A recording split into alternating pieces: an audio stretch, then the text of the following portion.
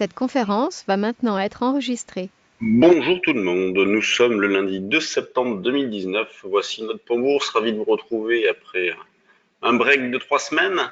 L'été, donc le mois d'août, on s'était quitté le 9, la suite a été plutôt calme sur les marchés, ce qui n'a pas empêché qu'on ait de beaux mouvements. Par exemple, en bas à gauche de votre écran, vous avez le CAC 40, où je vous disais que la zone des 5002 était assez importante et que nous, sur les synthétiques, on avait beaucoup bougé dans cette zone-là, donc en rachetant les futurs notamment. On a même fait un double appui quelques jours plus tard dans cette zone-là avant de repartir. Actuellement, on est à 5490 points. Pas vraiment de tendance, même si c'est vrai que sur le fond, on a plutôt des indications plutôt positives.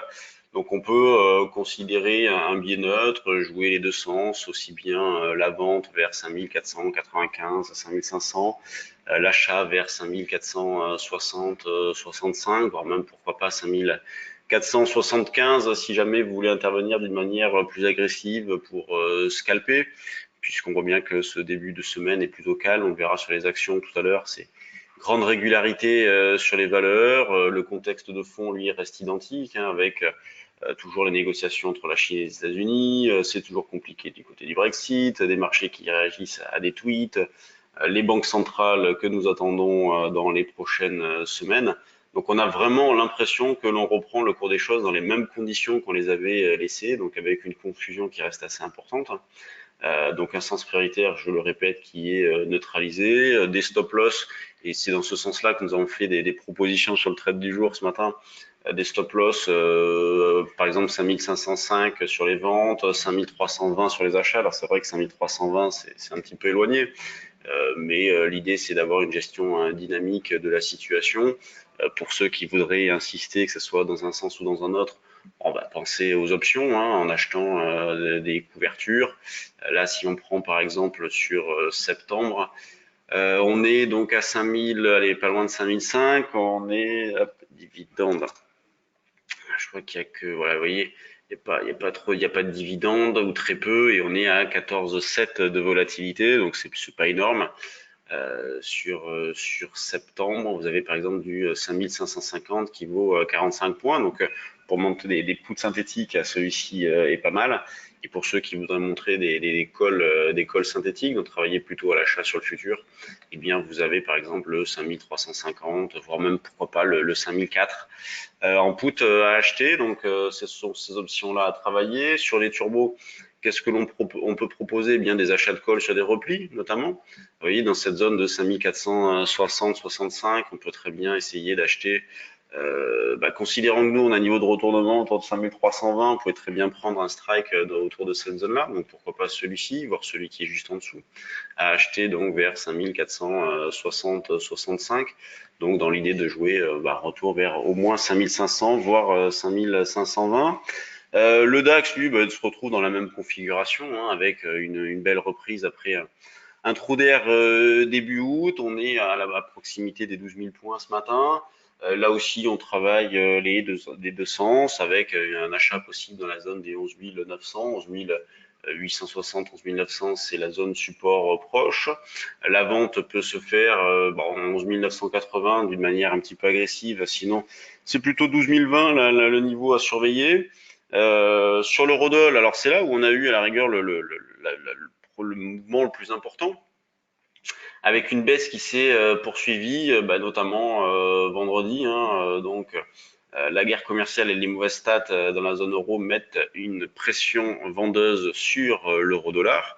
On est actuellement à 1,0980. On vend toujours sur des rebonds. Ça fait des mois que je me répète, mais on continue de travailler dans cet esprit-là, ce qui marche superbement bien, avec pour aujourd'hui une vente qui est possible vers un 12 10 20 par exemple. C'est ce qu'on a proposé nous, à nos abonnés, dans l'idée d'aller chercher un 0,9 80 et pourquoi pas un 0,9 63 pour jouer un double appui avec vendredi soir. Le niveau de retournement, c'est le même qu'au début du mois d'août, hein, c'est la zone des 1,1450. Alors on verra pour rapprocher ce niveau-là, mais il faut pas le mettre trop proche non plus pour supporter d'éventuels rebonds techniques.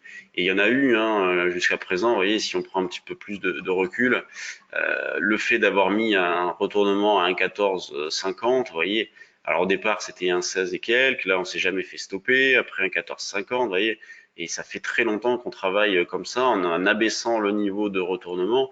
Bon, l'idée, ça sera peut-être de le mettre à un moment donné au-dessus de 1,1250, mais pas tout de suite, on va pas se presser.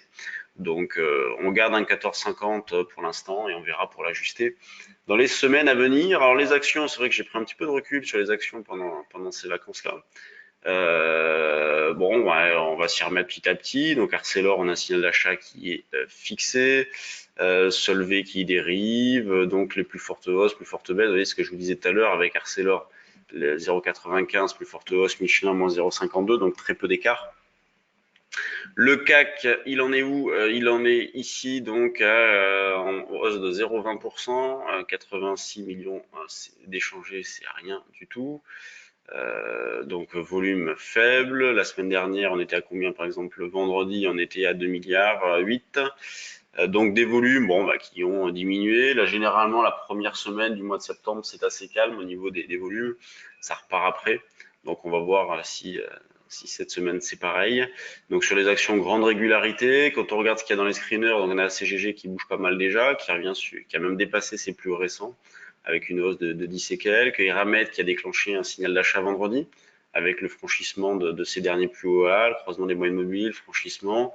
DBV qui est en hausse de 3, elle est pas mal graphiquement, on pourrait déclencher un petit quelque chose au-dessus de ça. Après, c'est très spécial à travailler un DBV technologie, vous voyez, il y a ce gros gap là à digérer, fin d'année dernière. Quand il y a des gros mouvements comme ça, il y a du monde qui est pris à contre-pied et le départ, le redémarrage se fait laborieusement généralement. Technicolor qui a bien bougé au mois d'août avant de revenir en arrière, donc qui repart un petit peu ce matin. Aiko, AK, AK qui a fait un petit double appui, qui repart. Donc bon, c'est assez modeste hein, comme activité sur ces actions, sur les actions d'une manière générale et sur les mid et small, activité très calme. Sur les actions du CAC, c'est pareil, peu d'écart, faible volatilité, ce qui va dans le sens de plutôt d'une approche de scalp sur le futur avec des achats qui peuvent être faits un petit peu agressivement vers 75 pour revendre vers 90. Vous voyez l'idée d'accumuler des écarts de 8 à 15 points. Voilà, on a fait le tour sur les marchés. Bon, ben, nous, on redémarre tranquillement. Tous nos services sont repartis. Si vous avez des questions, n'hésitez pas à nous contacter. Dans la semaine, nous faisons une formation Forex. Je crois que c'est mercredi ou jeudi. Et nous faisons également une porte ouverte en ligne un soir de la semaine. Donc, je ne sais plus quand exactement. Vous retrouvez ça sur le site, je vous le redirai demain sinon. Donc l'inscription cette porte ouverte, c'est gratuit, ça sera en ligne, c'est moi qui animerai, donc si vous avez de l'intérêt, envoyez-nous un petit mail. Et concernant la formation Forex, il reste encore de la place, ça peut se faire en ligne, ça peut se faire dans nos bureaux, c'est à votre contenance. Et pour ça, bah, n'hésitez pas à nous contacter, nous envoyer un petit mail. Bonne séance à tous et on se retrouve demain, salut.